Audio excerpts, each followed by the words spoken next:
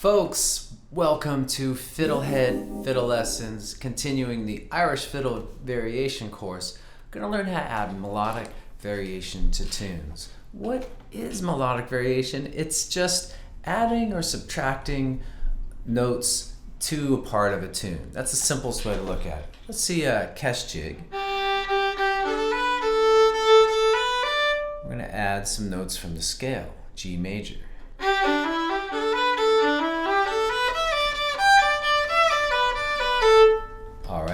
So that's the basic idea, but now let's go into more detail on what melodic variation is and how to do it. Warning, this may be fun. So the two sort of main practices you could do to start learning melodic variation would be to practice it on scales and then to practice it on tunes, and not starting with the whole tune, but starting with a very small part. So if we look at adding it to scales, I have a whole series of lessons, part of like a how to make scales fun series, and melodic variation is just one part of that series. But we add little patterns to each note. So I'm not going to go into super fine detail on how to do the patterns and the theory behind them, but basically you have like a D major scale. You're going to add a pattern that goes 1, 2, 3 on each step. We can do 1, 3, or skipping a step on each step. I'll do it more slowly for you.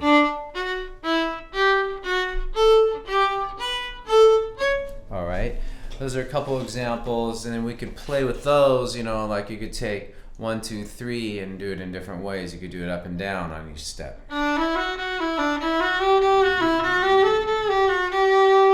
Alright, so there's a lot, but the point I'm trying to make is that if you are kind of taking scales and really experimentally adding melodic variation to it, then it might just happen naturally that you do it on tunes, because they're very interconnected, and I really try to get students to practice scale tunes, so they see the interconnection, so that when you add variation to a scale, it's kind of easier than a tune, but then it'll naturally slip into your playing is the idea.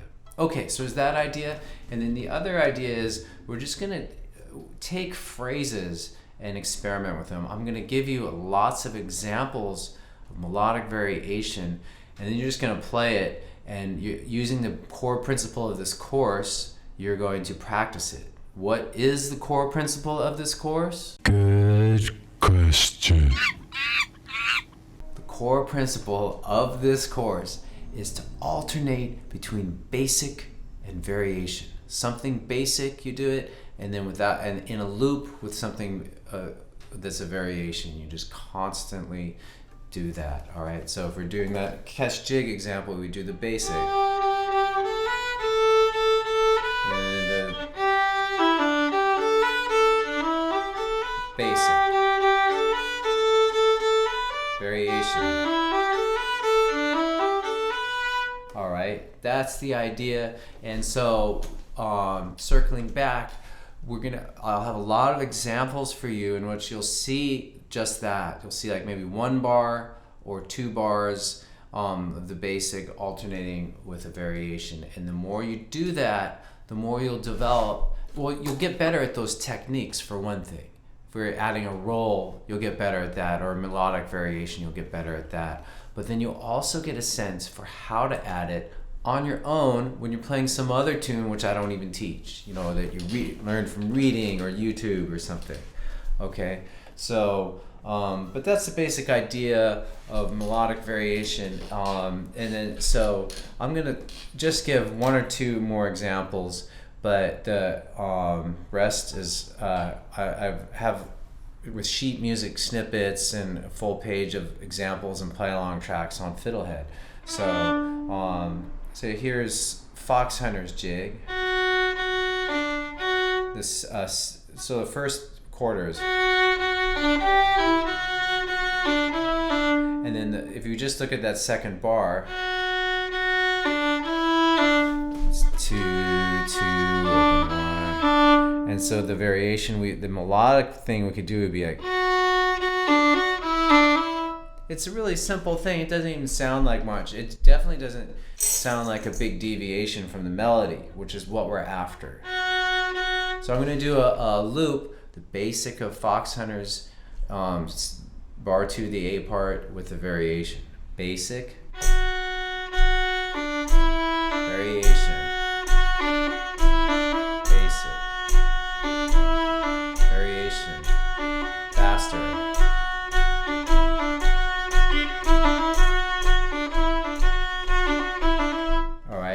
And so that's just so that's in the those notes I believe are G major scale. I think this tune's actually D major, but there's parts that go into G major. For those of you keeping score at home. So I'll give you one more example, and a lot of these things are very small, right? They're not any earth-shaking thing. Like the thing I did in the beginning with Hunters Jig is actually a little bit notey, a little flashier than a lot of the ideas I'll present. Like it's more obvious that something's different.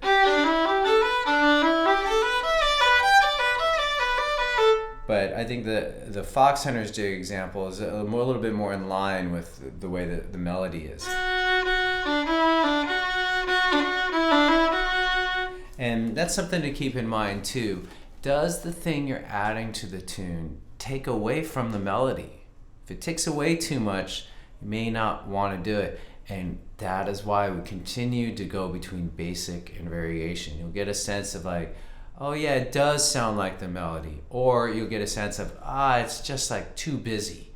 It's too weird, something like that. That's part of the science experiment of doing these variations. And what if you've ever done science, you remember that your high school science, you have a control group, which is like the basic version, and experimental group, which is like the variation part. So I'll give you one more example. Tamlin. So instead of playing that long D to open G, I fill in some notes. All right. So I'm not going to go into much more detail, but I think that transmits the idea. Using notes from the scale, we can get a sense for how to add them. One last thing that's really cool is that you can also do subtraction. And subtraction is just, especially if things get faster, it could be a great way to add variation. If something's really notey, what can you take away? All right, so with Hunters Jig, so try making it less notey.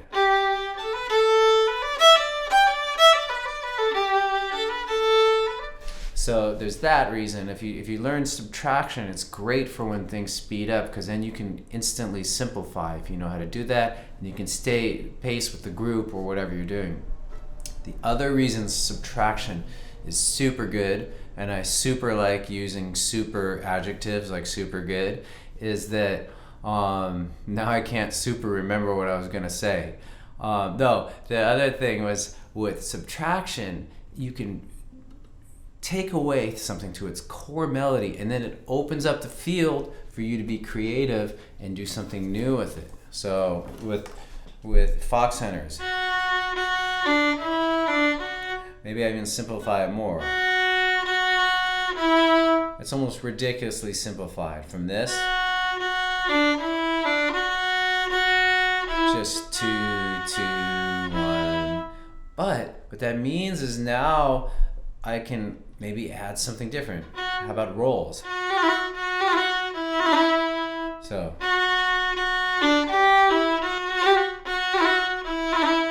You see how that worked? I can take it in a whole new direction. All right, so anyway, that might be putting the cart before the horse. To sum up, what we want you to do is practice your melodic variation on scales, have the time of your life doing it. It should be fun. It's possible to have fun playing scales, and melodic variation is a super, super fun way to do it. 2 supers. And So, and then the other thing is play the examples I have, and then just play the entire tunes so you can see how the melodic variation works into that. And record yourself, listen back, see how it's going. Okay, so that's it. I probably forgot something. If I did forget something major, I'll make a supplemental video and put it on the side. Thanks for watching. Always fun hanging out with you. Even though I'm, in theory, sitting by myself, I feel your presence. I'm not just saying that. I feel the presence of everybody. When I make one of these things, I just feel like I can't wait for them to get involved with music in a new way. Okay, take care. Go to FiddleHed.com for a progressive, step-by-step course outline, color-coded tabs, play-along tracks, sheet music, and much more. Thanks for watching the video. Excellent! And don't forget to subscribe. Thanks.